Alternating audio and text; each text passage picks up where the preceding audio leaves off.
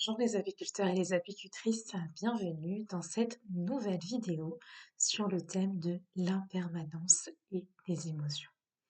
Donc j'ai fait un post récemment sur les états que je pouvais traverser dans ce mois d'octobre qui est maintenant terminé, euh, où je parlais en fait du fait qu'on n'avait pas à être toujours productif et que, comme la nature, nous aussi on fonctionnait en saison et en cycle.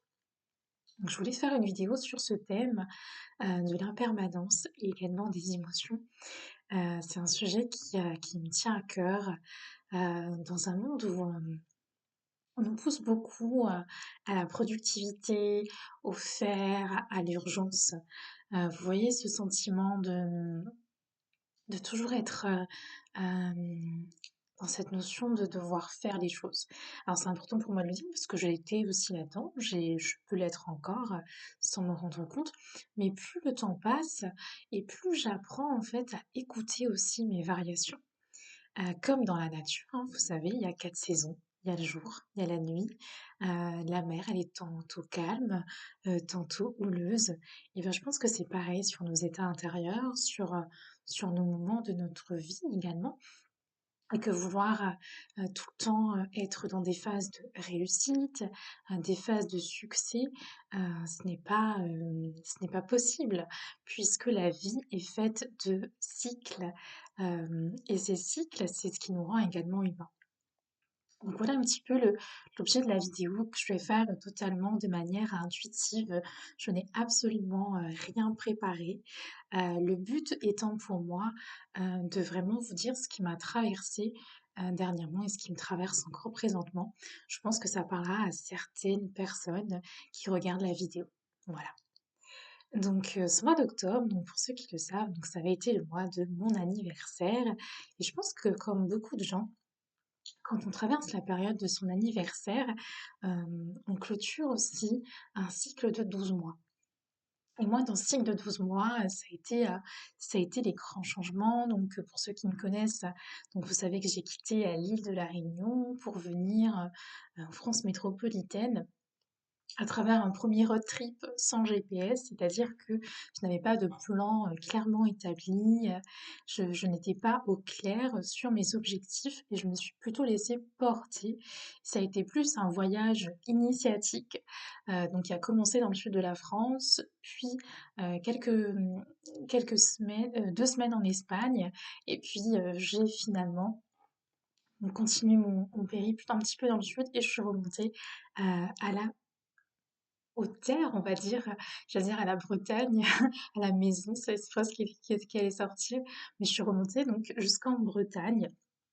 Là, j'ai posé mes valises pour quelques temps. Donc, je dis quelques temps parce qu'encore une fois, je ne sais pas à combien de temps cela va durer.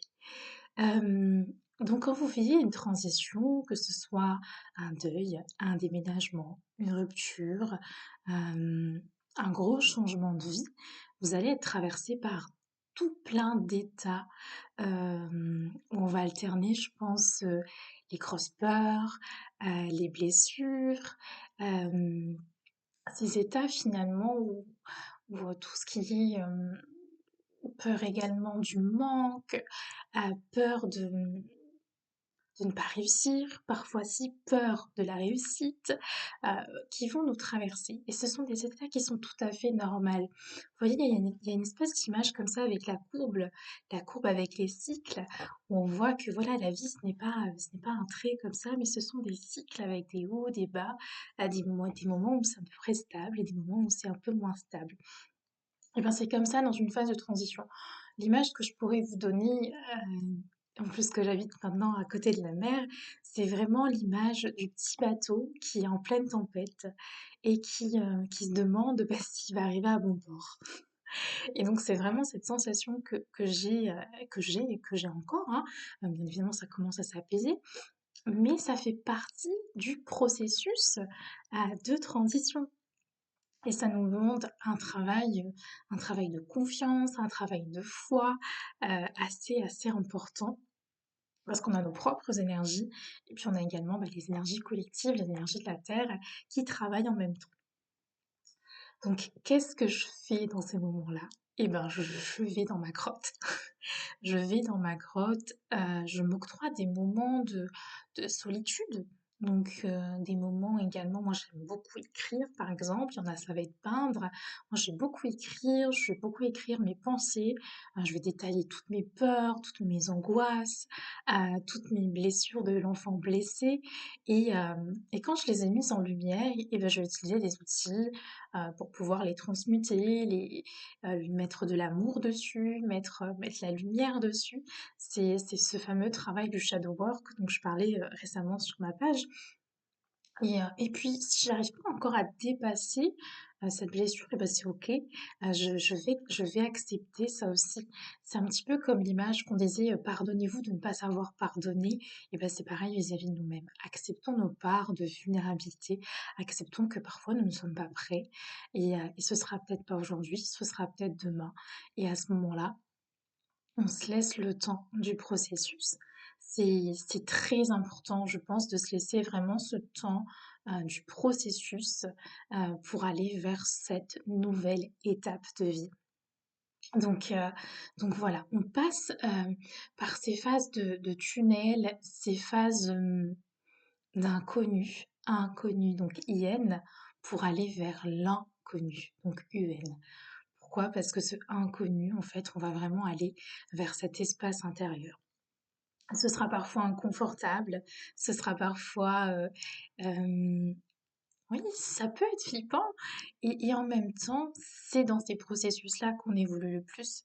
Parce que ce n'est pas en restant, dans une situation qui ne nous convient plus, qu'on va amener un changement. Par contre, de sortir de sa zone de confort, d'aller vraiment explorer d'autres espaces, ça nous permet d'avancer beaucoup plus vite. Alors, comme j'aime bien le dire, pour moi, en tout cas, c'est mon processus. Avant des fois d'aller pleinement vers l'extérieur, j'ai besoin d'aller vers l'intérieur pour aller mieux vers l'autre. Donc, aller vers l'extérieur pour aller vers l'extérieur, c'est pas quelque chose qui est dans mes habitudes. J'ai quand même un tempérament plutôt introverti. Donc là, c'est vraiment à vous de voir comment vous situez par rapport à cela. Mais c'est vrai que ce travail d'aller toujours vers l'intérieur pour mieux aller vers l'extérieur, c'est quelque chose qui me convient.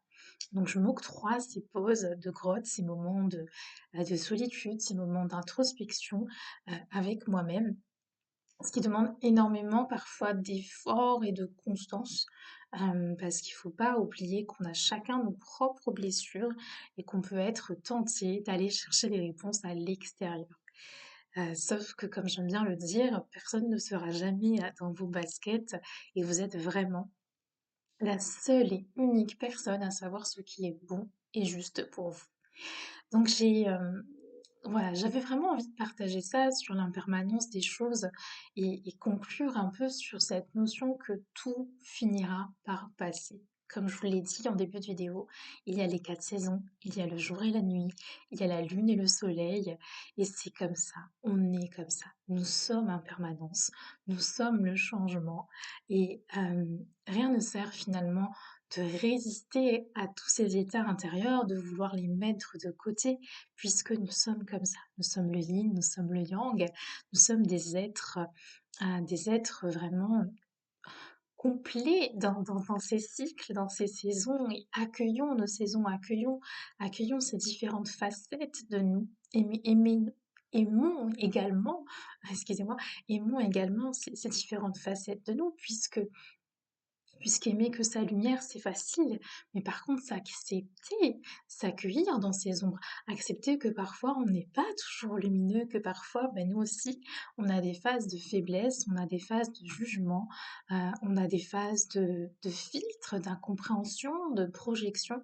Et ben justement, c'est en regardant qu'est-ce qui se joue à l'intérieur de moi à ce moment-là qu'on peut après dépasser cela et donc dépasser aussi.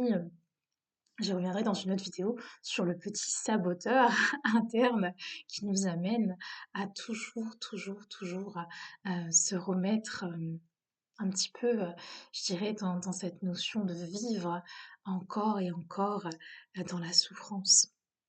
Donc voilà, on traverse, en fait, je pense que plus on accepte de traverser ces phases-là, et moins on résiste au processus de la vie.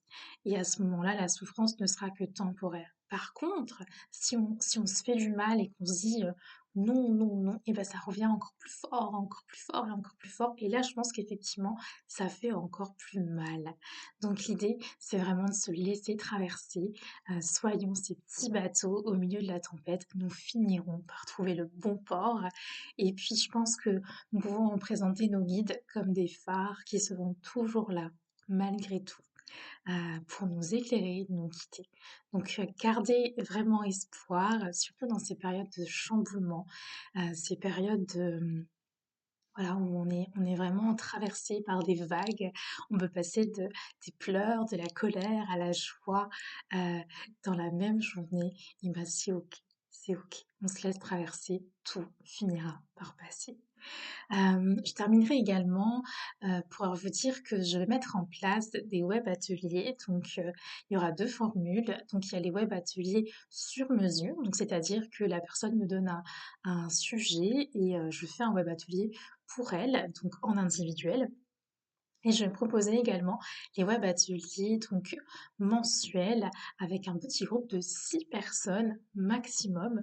Donc n'hésitez pas, si c'est quelque chose qui vous intéresse, on y traitera divers sujets comme les peurs, l'autosabotage, les émotions, les liens également avec les autres, notamment les liens d'âme.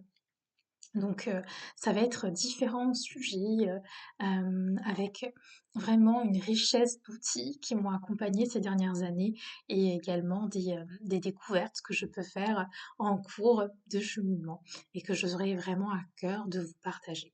Donc voilà, les apiculteurs et les apicultrices, je vous remercie pour votre soutien, votre attention. N'hésitez pas à liker, commenter, partager cette vidéo si elle vous a plu et je vous dis à bientôt.